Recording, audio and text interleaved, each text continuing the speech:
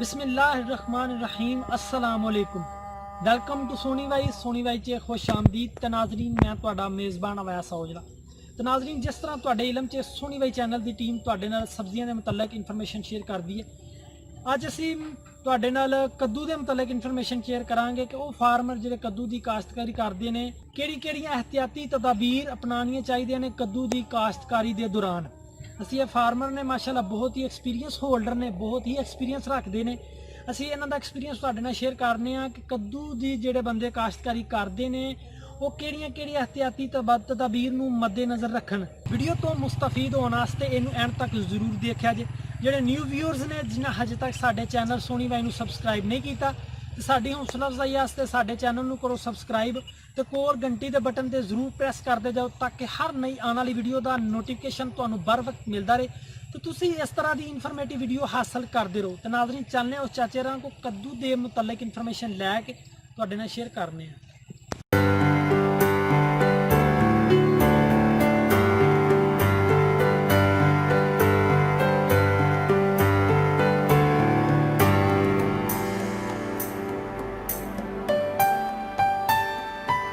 अस्सलामुअलैकुम। चाचा जी की हाल चाल? अल्हम्दुलिल्लाह ठीक ठाक हो? शुक्र। तो चाचा जी कद्दू की काश्तकारी वास्ते किहड़ियां एहतियाती तदाबीर अपनानियां चाहिए जिन्हें कद्दू लाना है वो की करन एहतियात आ? बेटा जी पहले तो जमीन है खुश्क तैयार करा। ठीक है। खुश्क तैयार करके तो फिर थले दाने का जहर पटान जी ठीक हो गया या फिरो डाने वो पाना। सही है। वो पा के ते बी लान। सही है। वो थले जो जमीनी कीड़ा वो हमला नहीं होता। नहीं हमला। बी सुथरा फर्स्ट क्लास हो गया, ताकत वाला हो गया। फिर DAP खाद जरूर पान थले। हाँ जी ठीक हो गया।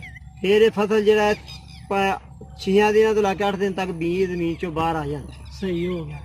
ਇਹ ਜਿਹੜਾ ਬੀ ਅਸੀਂ ਲਾਇਆ ਵੇ ਇਹ 45 ਦਿਨ ਤਿਆਰ ਹੋ ਜਾਂਦਾ, ਫਲ ਲੈ ਜਾਂਦਾ। ਫਲ ਲੈ ਜਾਂਦਾ। ਠੀਕ ਹੈ। ਇਹ 4 ਮਹੀਨੇ ਹੋ ਗਏ ਸਾਨੂੰ ਖੋਂਦੇ ਆਂ, ਇਹਦੇ ਨਾਲ ਤੋੜਦੇ ਆ। ਠੀਕ ਹੋ ਗਿਆ। ਤੇ ਅੱਛਾ ਰੇਟ ਵੀ ਮਿਲਿਆ ਤੇ ਮੰਦਾ ਵੀ ਮਿਲਿਆ, ਲੇਕਿਨ ਫਸਲ ਅੱਛਾ ਹੈ। ਅੱਛਾ ਠੀਕ ਹੈ। ਤੇ ਹੋਰ ਕੋਈ ਕੀੜੀ ਸ਼ੀੜੀ ਵਾਸਤੇ ਇਸ ਦੀਆਂ ਕੋਈ ਸਪਰੇਵਾਂ ਇਹਦੇ ਹੈ ਨੇ? ਸਪਰੇ ਵਾਸਤੇ ਅਸੀਂ ਜਿਹੜੀ ਫਲ ਵਾਸਤੇ ਇਹਨਾਂ ਦੀ ਨੇ ਪਾ ਰਿਹਾ, ਬਾਰਿਸ਼ਾਂ ਜੀ ਪੈਂਦੀਆਂ ਉਦੋਂ ਹਾਈ ਫਾਸ ਇੱਕ ਪੈਕਟ ਹੁੰਦਾ ਹੈ 1100 रुपए ਦਾ ਕਿਲੋ, ਉਹ ਪਾਉਂਦੇ ਆ। ਉਹ ਪਾਊਡਰ ਹੈ ਜਾਂ ਕੋਈ? ਉਹ ਪਾਊਡਰ ਹੈ ਖਾਦ ਵਰਗਾ। ਠੀਕ ਹੈ। ਉਹ ਪੈਈ ਦੇ ਵਿੱਚ 4 ਟੈਂਕੀਆਂ ਕਰਨੀਆਂ। ਟੈਂਕੀਆਂ ਨਾ ਕਰਨਾ? ਟੈਂਕੀਆਂ ਨਾ ਕਰਨਾ। ਇੱਕ ਵਿੱਚ ਸੀਟਾ ਮੈਂ ਆਪਣੇ ਪਾਊਡਰ ਮੱਖੀ ਵਾਸਤੇ, ਮੱਖੀ ਰਸ ਚੂਸਦੀ ਹੈ, ਉਹ ਪਾਣੇ ਅਸੀਂ। ਉਹਦੇ ਨਾਲ 15-16 ਦੇ 10 ਦਿਨ ਨਿਕਲ ਜਾਣਗੇ। ਉਹ ਕਿੰਨਾ ਕੇ ਹਿਸਾਬ ਨਾਲ ਟੈਂਕੀਆਂ ਕਰਨੀਆਂ ਚਾਹੀਦੀਆਂ? ਉਹ ਵੀ 4 ਟੈਂਕੀਆਂ ਕਰ। 4 ਟੈਂਕੀਆਂ ਇਕੱਠੀਆਂ ਦੋਵੇਂ ਦਵਾਈਆਂ ਰਲਾ ਕੇ ਕਰ ਲੈਂਦੀ। ਲਾ ਕੇ ਕਰ ਲੈਂਦੇ ਤੁਸੀਂ? ਤੇ ਜਿਹੜੀ ਮੱਖੀ ਡੰਗ ਕਰਦੀ ਉਹਦਾ ਕੋਈ ਨੁਕਸਾਨ ਫਲ ਤੇ ਕੀ ਆਂਦਾ ਹੈ? ਉਹਦੇ ਨਾਲ ਛੋਟਾ ਦਾਗ ਪੈਂਦਾ ਤੇ ਜੇ ਕੱਦੂ ਹੈ ਨਾ ਉਹ ਰਸ ਚੂਸਦੀ ਹੈ ਤੇ ਕਮਜ਼ੋਰ ਹੋ ਜਾਂਦਾ। ਕੱਦੂ ਕਮਜ਼ੋਰ ਹੋ ਜਾਂਦਾ, ਦਾਣਾ ਜਿਹੜਾ ਸੁੱਕ ਜਾਂਦਾ। ਸਹੀ ਹੋ ਗਿਆ। ਠੀਕ। ਤੇ ਚਾਚਾ ਜੀ ਪਾਣੀ ਅੱਗੇ ਨੂੰ ਕਿਸ ਹਿਸਾਬ ਨਾਲ ਦੇਣਾ ਚਾਹੀਦਾ ਕੱਦੂ ਨੂੰ?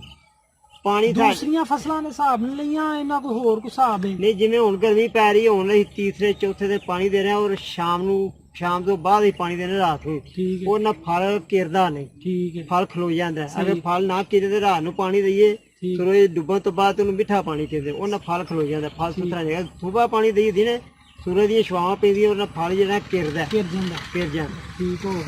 ਸਹੀ।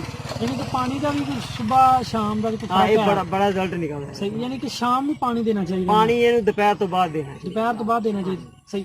ਹੋਰ ਕਿਹੜੀ ਕੋਈ ਇਹਦੀ ਅਹਿਮ ਚੀਜ਼ ਹੈ ਜਿਹਨੂੰ ਮੱਦੇਨਜ਼ਰ ਰੱਖਣਾ ਚਾਹੀਦਾ? ਇਹਦੀ ਅਹਿਮ ਚੀਜ਼ ਇਹ ਹੀ ਹੈ ਕਿ ਇਹਦੀ ਤਿਆਰ ਪਾਇਆ ਅਗਰ ਜੇ ਸੋਕਾ ਲਾਈਏ ਦੁਬਾਰਾ ਵੱਲ ਫਿਰ ਉਹ ਜੋਬਨ ਨਹੀਂ ਦਿੰਦੀ ਨਾ, ਉਹ ਐਵਰੇਜ ਕੱਢਦੀ। ਇਹਨੂੰ ਸੋਕਾ ਨਹੀਂ ਲੱਗਣਾ ਚਾਹੀਦਾ।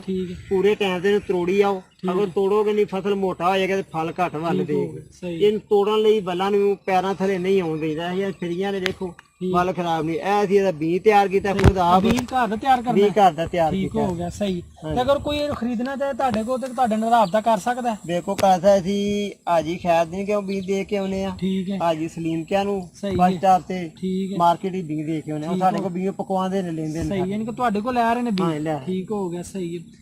ਤੇ ਚਾਚਾ ਜੀ ਅਗਰ ਇਹਦਾ ਕੋਈ ਇਨਸਾਨੀ ਜਿਸਮ ਵਾਸਤੇ ਇਹਦੇ ਕੀ ਫਾਇਦੇ ਨੇ ਕੱਦੂ ਦੇ? ਇਹ ਆਪ ਸਰਕਾਰ ਦੀ ਬੜੀ ਸੁਨਤ ਮੁਬਾਰਕ ਚੀਜ਼ ਹੈ ਔਰ ਇਹਦੇ ਫਾਇਦੇ ਬਹੁਤ ਜ਼ਿਆਦਾ ਨੇ। ਇਹਦਾ ਸਭ ਤੋਂ ਵੱਡਾ ਫਾਇਦਾ ਹੈ ਇਨਸਾਨ ਨੂੰ ਕਿ ਜਿਸ ਇਨਸਾਨ ਨੂੰ ਕਾਲਾ ਦਰਕਾਨ ਹੈ ਨਾ, ਉਹ ਇਹ ਦਾਣਾ ਐਡਾ ਫਾਇਦਾ ਲੈ ਲਵੇ, ਉਹਦਾ ਪਾਣੀ ਕੱਢ ਲਵੇ। ਜੂਸਰ ਮਸ਼ੀਨ 'ਚ ਪਾਣੀ ਕੱਢ ਕੇ ਉਹਦੇ ਥੋੜਾ ਨਮਕ ਪਾ ਕੇ, ਕਾਲੀ ਮਿਰਚ ਪਾ ਕੇ, ਨੀਲੇ ਪੇਟੇ 1 ਗਲਾਸ ਪਾਣੀ ਪੀ ਲਵੇ ਸੁਬਹ ਨੀਲੇ ਪੇਟ। ਠੀਕ ਹੈ। ਉਹ ਠੀਕ 1 ਘੰਟੇ ਤੋਂ ਬਾਅਦ ਉਹਨੂੰ ਮੋਸ਼ਨ ਲੱਗਣਗੇ ਔਰ ਪਾਣੀ ਉਹਦਾ ਸਾਰਾ ਖਾਰਜ ਹੋ ਜਾਏ। ਇਹਦਾ ਨੁਕਸਾਨ ਵੀ ਹੋਏਗਾ, ਡਾਕਟਰ ਦੀ ਦਵਾਈ ਵੀ ਖਾਈ ਆ। ਇਹ 15-16 ਦਿਨ ਕਰੇ, ਉਹਦਾ ਵਜੂਦ ਜਿੰਨੀਆਂ ਖਿਚਾਓ ਨੇ ਖਤਮ ਹੋ ਜਾਏ। ਠੀਕ ਹੈ। ਹੋਰ ਤੀਸਰੇ ਨੰਬਰ ਜਿਸ ਇਨਸਾਨ ਨੂੰ ਵਜੂਦ 'ਚ ਦਰਦਾਂ ਹੁੰਦੀਆਂ ਨੇ ਉਹ ਇਹ ਸ਼ਹਿਦ ਦਾ ਦਾਣਾ ਲੈ ਲਵੇ, ਠੀਕ ਹੈ, ਇਹਨੂੰ ਡੰਡੀ ਲਾ ਕੇ ਬਰੀਕ ਕੱਟ ਲਵੇ, ਸਹੀ ਹੈ, ਦੁੱਧ 1 ਕਿਲੋ ਕਾੜ ਕੇ ਜਾਂ ਅੱਧਾ ਕਿਲੋ ਕਾੜ ਕੇ ਉਹਦੇ ਵਿੱਚ ਪਾ ਕੇ ਉਹਦਾ ਮਿਲਕ ਸ਼ੇਕ ਬਣਾ ਲਵੇ, ਸਹੀ ਹੈ, ਉਹਦੇ 4 ਚਮਚ ਸ਼ਹਿਦ ਪਾ ਲਵੇ, ਠੀਕ ਹੈ, ਉਹ 45 ਤੋਂ 30 ਤੋਂ 45 ਦਿਨ ਪੀਏ, ਠੀਕ ਹੈ, ਉਹਦੇ ਜੋੜਾਂ ਦੀਆਂ ਹੱਡੀਆਂ ਦੀਆਂ ਦਰਦਾਂ ਬਿਲਕੁਲ ਖਤਮ ਹੋ ਠੀਕ ਜਾਂਦੀਆਂ। ਹੋ ਗਿਆ, ਇਹ ਬਹੁਤ ਹੀ ਅੱਛੀ ਚੀਜ਼ ਹੈ, ਇਹਦੇ ਨਾਲ ਤਕਲੀਫ ਕੋਈ ਨਹੀਂ ਹੁੰਦੀ। ਸਾਲਨ ਥੋੜਾ ਖਾਓ ਜ਼ਿਆਦਾ ਖਾਓ, ਠੀਕ ਹੈ, ਘੀਆ ਤੋਰੀ ਹੋ ਗਈ, ਘੀਆ ਕੱਦੂ ਹੋ ਗਿਆ, ਇਹ ਠੀਕ ਹੈ। ਸਬਜ਼ੀਆਂ ਬਹੁਤ ਕੂਵਤ ਦੇਣ ਵਾਲੀਆਂ। ਸਹੀ ਹੋ ਗਿਆ, ਠੀਕ ਹੈ।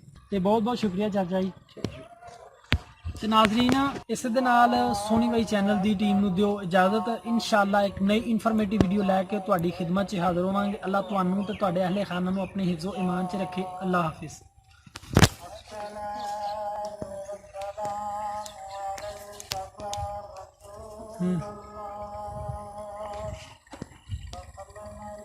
बहुत बढ़िया है, नहीं पिछे नहीं करना है, ये कभी को बना रहे हैं।